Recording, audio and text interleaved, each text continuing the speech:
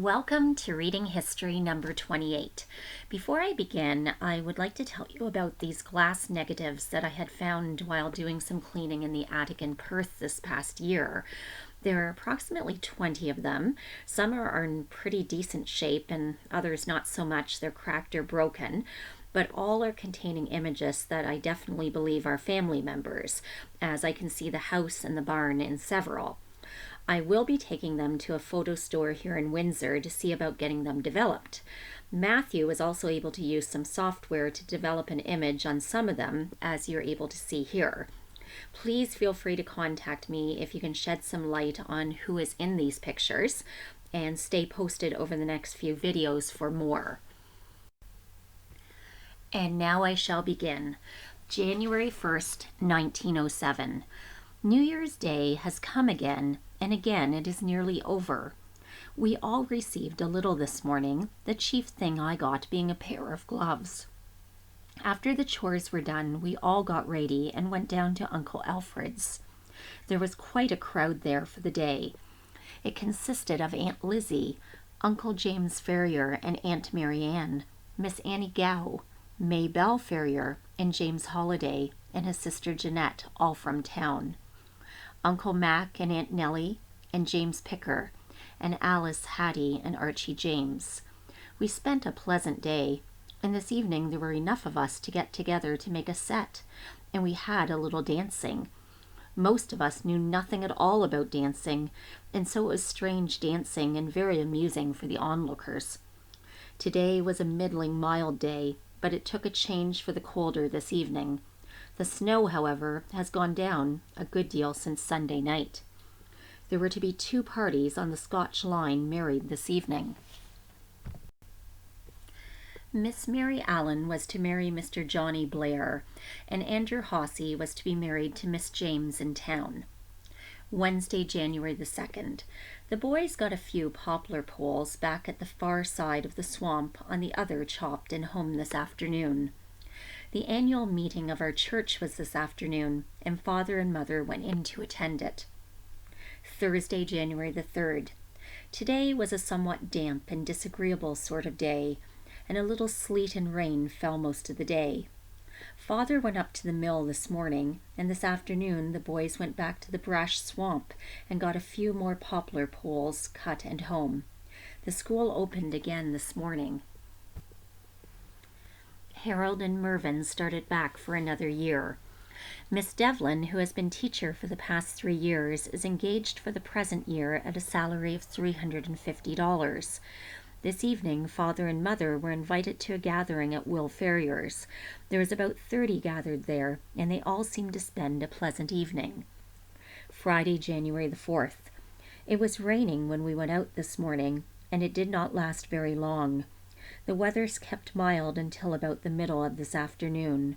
The snow is pretty thin on the fields, but on the road it is pretty icy and too slippery for horses to go upon, unless they are being sharp-shoed. Saturday, January the 5th. The annual meeting of the SLU Cheese Company was this afternoon, and Father had to go up to attend it. The meeting was a very quiet one, and resulted in both Father and Mr. Jason Allen being elected directors for another year. This afternoon Alice went to town, and Alice Emerson came home with her. Sunday, January the 6th. We were afraid to take the team to church today, as we had only the one horse shoed, and the roads were too slippery to go with barefooted horses. So Lloyd took the 2 girls into church this forenoon, and this evening she went up to Mr. R.G. Bourne, where she expects to be for a month or 2. Monday, January the 7th. Today was a pretty busy day for some people in Burgess, as the municipal elections came off today.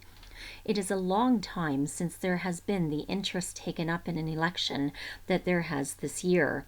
The chief center of interest has been in the fight for the office of Reeve. The candidates for the office were Mr. James Allen, who has reeved during the last year, and Mr. John Wilson, who until now has been our representative in the county council. Father and Alex Abercrombie went up together this morning to cast their votes for Mr. Allen. For councillors, there were 6 wanting the office, but only 4 could be elected. There were just 2 that Father cared to support, and they were Harry Frayne and William Otway. While Father was away, Uncle George Poole, Aunt Mary and Edna, and Alice arrived along, intending to stay a few days. This afternoon, Lloyd and I drove up to the hall to see how the election was turning out. We arrived up there a little before 5 o'clock, and there was a large crowd there then. We went into the hall so as to be able to hear what was said and to hear the ballots read. The result of the election was a great disappointment to Mr. Wilson. Out of 175 ballots that were polled, he just got 55 votes. Mr. Allen's majority was 60. There were a number of ballots with no vote for either Reeve on them.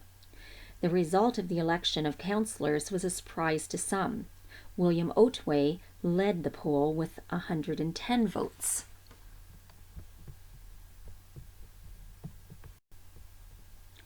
Harry Frayne was 4th with 85 votes. The other 2 councillors elected were Messrs. Patrick Fagan and Stephen White. After the returns were read, the candidates made their speeches. Mr. Allen was first, and he thanked the people for electing him and said that he would strive to serve the township to the best of his ability. Mr. Wilson next spoke.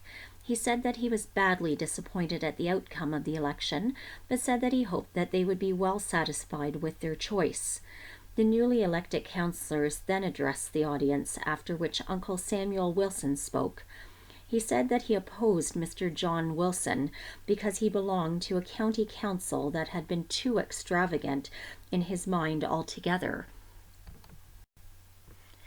He concluded by expressing a wish that the 2 opponents shake hands before them all, but they would not.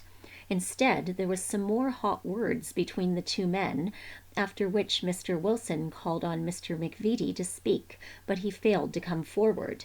Instead, there was a row got started up in the crowd, after which Patrick White came forward and challenged Archie Allen to meet him 2 hours later in a fight. The crowd got disorderly again, and the clerk ordered everybody out of the hall. Everybody feels sorry about the bitterness that has arisen between Mr. Allen and Mr. Wilson, but they consider Mr. Wilson the greatest at fault. And that is where I shall leave off for today. That entry from January the 7th covered several pages, and that election definitely sounded pretty interesting. I'm sure you would agree. So thank you as always for listening to Reading History with Great Uncle Ernest.